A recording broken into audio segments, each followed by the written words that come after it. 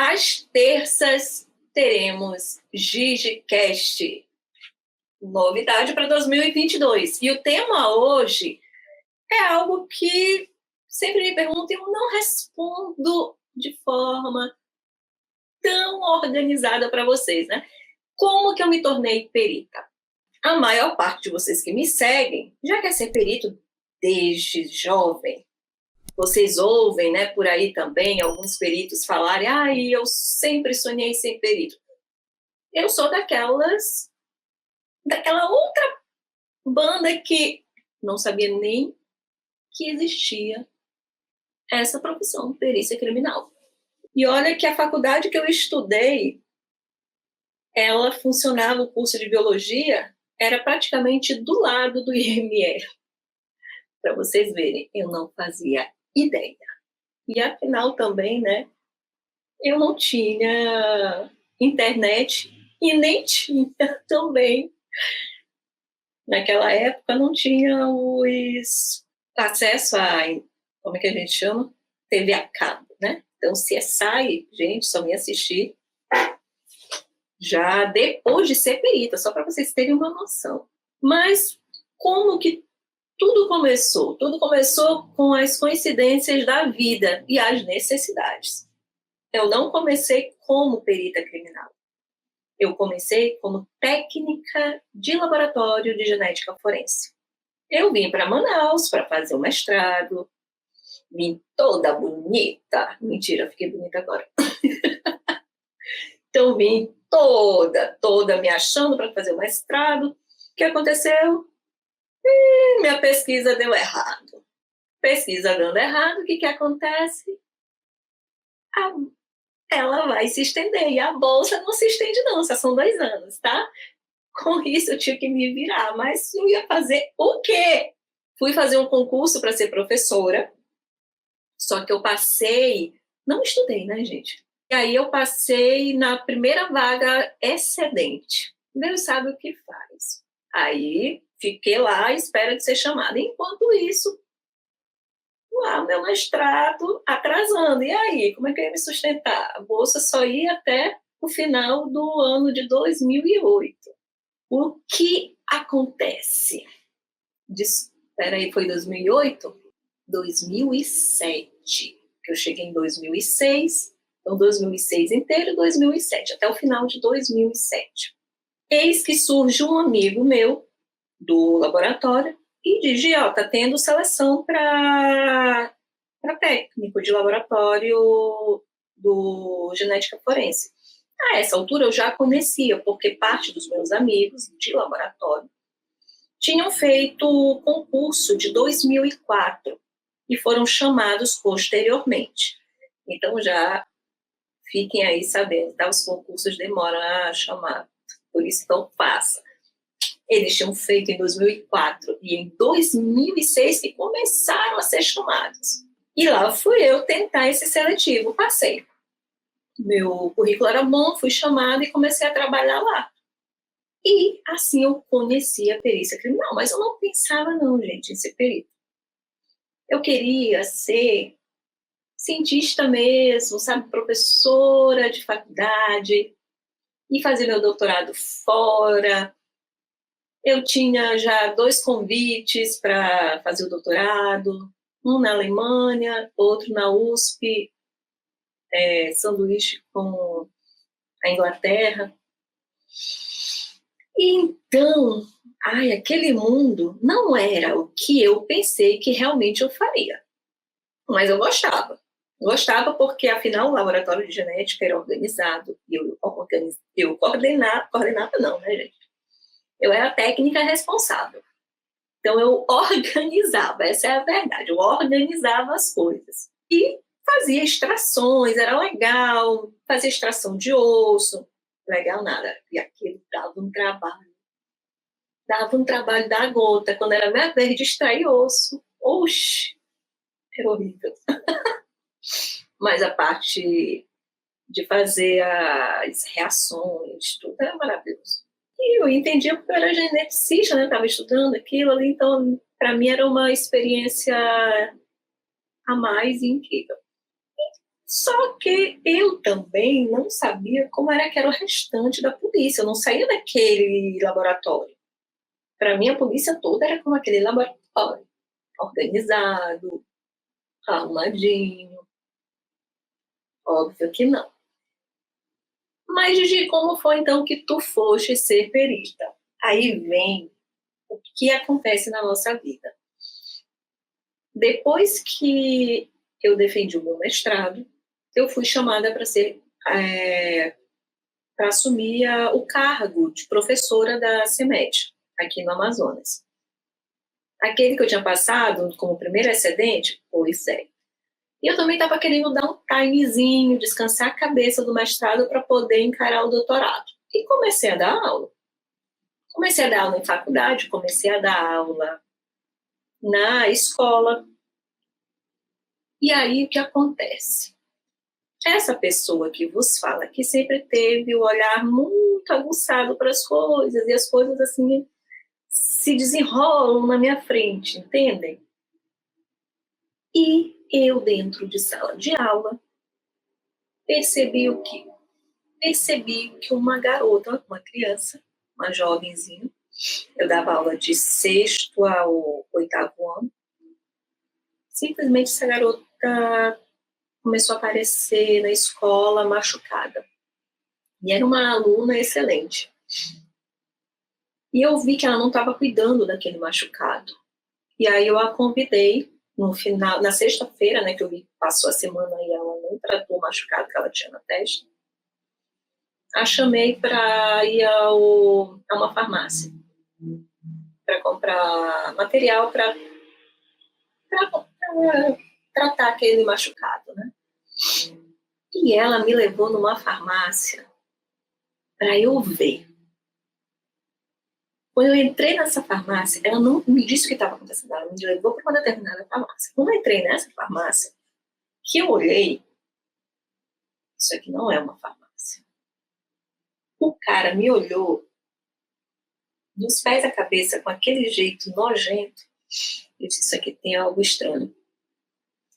E eu, naquela época, mais de 10 anos atrás, eu usava tênisinho, bem magra. Eles acharam que eu era uma amiguinha dela da igreja. Saí de lá, com a pulga atrás da orelha, fui até a próxima farmácia, comprei um material e a levei para o posto de saúde também. Aí esperei e tal, ela ser atendida. Quando ela foi atendida, nós voltamos, né, para pegar ônibus. Aí um cara, todo malandro, sabe, nos interrompe e começa a falar coisas assim, sem nexo para mim. E ela fica nervosa. Quando entramos no ônibus, ela resolveu me contar que tanto o lugar que ela me levou quanto o cara que nos abordou faziam parte de um esquema de pedofilia. Que o padrasto dela era envolvido. Exatamente. E esse esquema, né, de pedofilia utilizava crianças ali daquela área da escola, inclusive crianças da escola. E, coincidentemente, nessa época, foi um escândalo.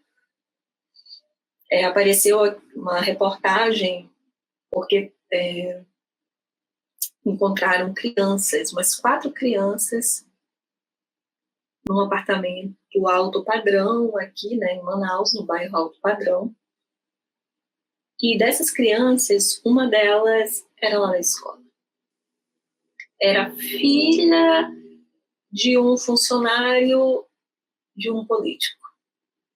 Eu vou me ater apenas a essa informação, tá? Não posso trazer nomes, até por conta da minha integridade. Com isso, eu fui procurar ajudar a criança.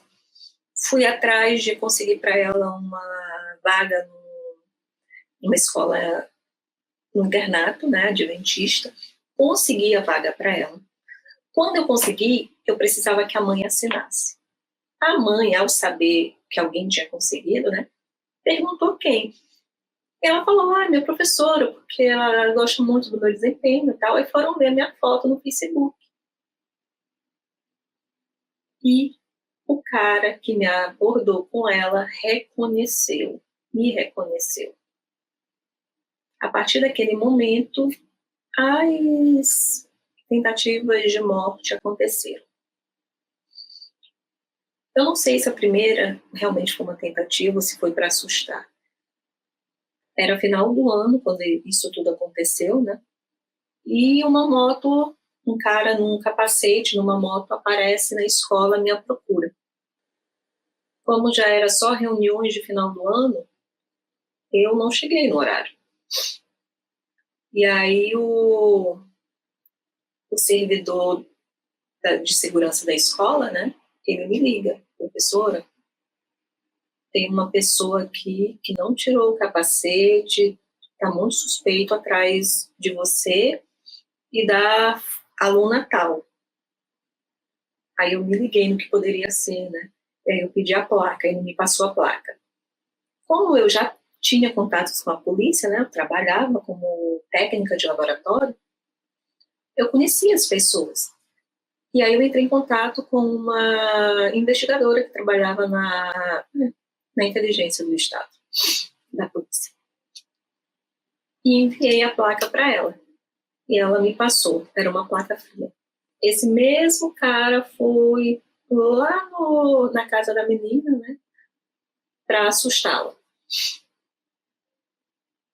Essa foi a primeira ação deles. A segunda ação ocorreu em torno de junho do ano seguinte, né? Isso 2009 ou 2010. Esse tempo, assim, para mim, ele já fica um pouco nebuloso, até porque já passou tanto tempo.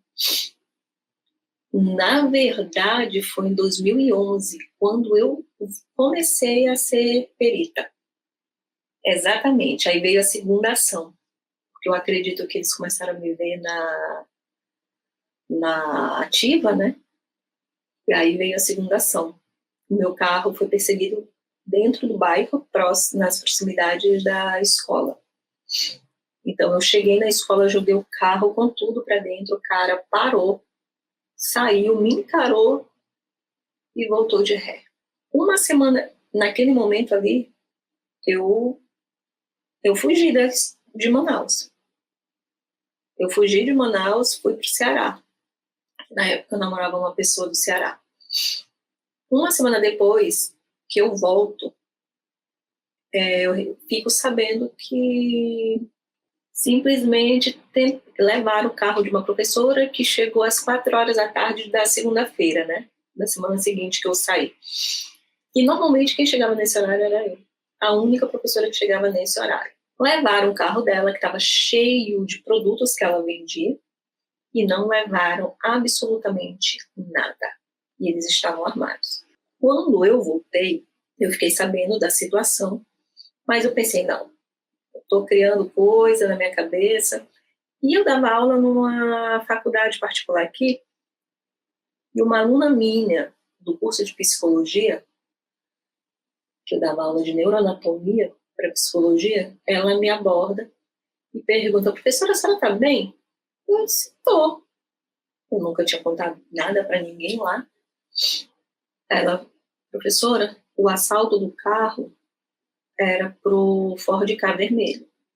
Aí eu parei, né? Eu disse, como assim? Aí, professora, eu moro em frente à escola tal. Era para você. Onde os investigadores irem em tal borracharia e perguntar do dono da borracharia. E aí, a partir daquele momento, eu saí da escola.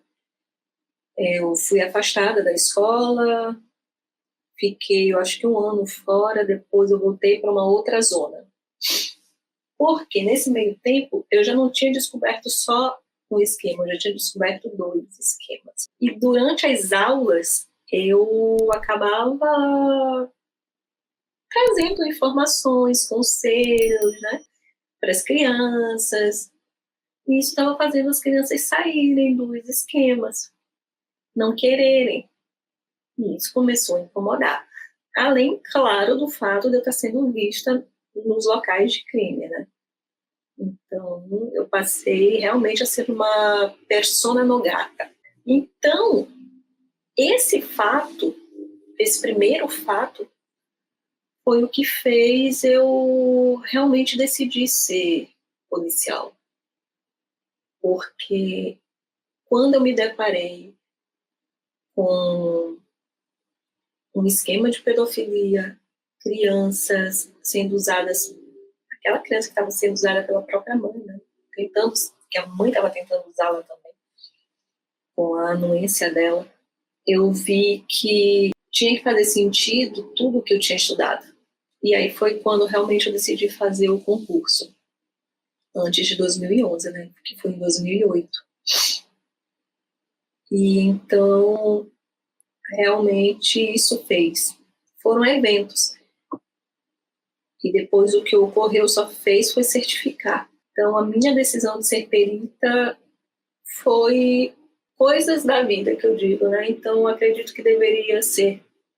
Não foi um sonho, não foi um desejo que eu tinha, mas foi uma decisão minha. Eu realmente decidi porque eu quis fazer a diferença de alguma forma. Não sei se por vaidade, se por ego, mas eu quis fazer a diferença. Eu quis realmente ser útil. Eu acredito que seja essa a palavra, ser útil.